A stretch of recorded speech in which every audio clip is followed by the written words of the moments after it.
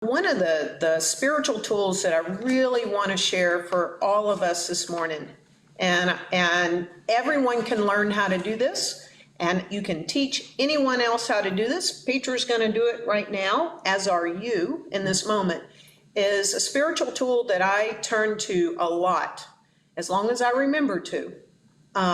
So we remember to do this. It comes from a dear friend and colleague, Dr. Kathy Ann Lewis from Seattle, Washington. Shout out to you. Thank you, Kathy Ann, so that I can share this, and because you taught me how to do this. So here's what I'd like everybody to do, including Petra. Okay, you're going to model this for us, all right? All you need is a chair, somewhere you're sitting, and to do this. So what I want each of you to do is I want you to think of a problem that is alive in your life right now. Like, it is active, it's alive, you have a problem. I want you to bring that problem. It's okay. Don't be afraid to do this. I want you to bring this problem into your awareness and consciousness right now. You got it, Petra? Probably right now there's not a lot of time needed.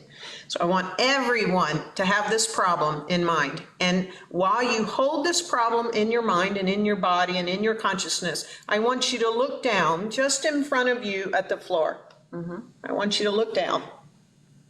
And Petra, since you're the one that I can turn to in this moment, I want you to share honestly what is going on for you right now as you hold that problem and look down at that floor. Tell me about what you're feeling, what you're sensing, what's going on. Well, it feels heavy and, yeah, heavy and hard. Heavy and hard. You can feel it. Yeah. Okay, great. Take a breath.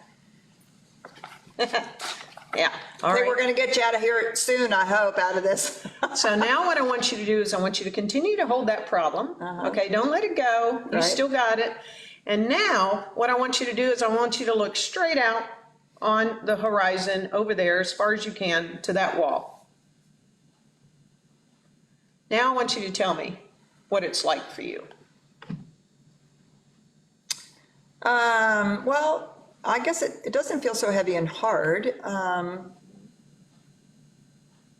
It just sort of feels like it's there.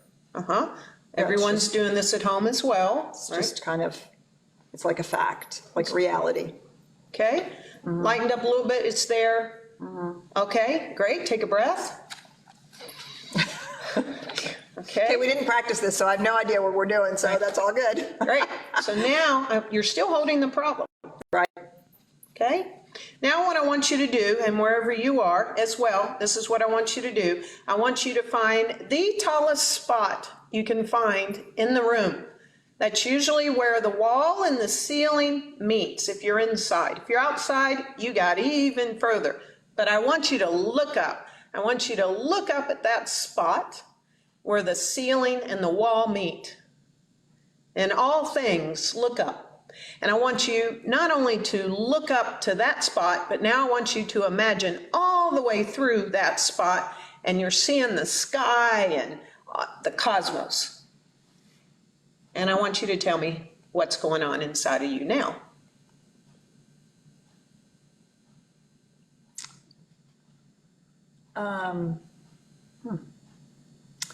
Well, let's see. The problem has gotten smaller, much smaller, and possibilities and,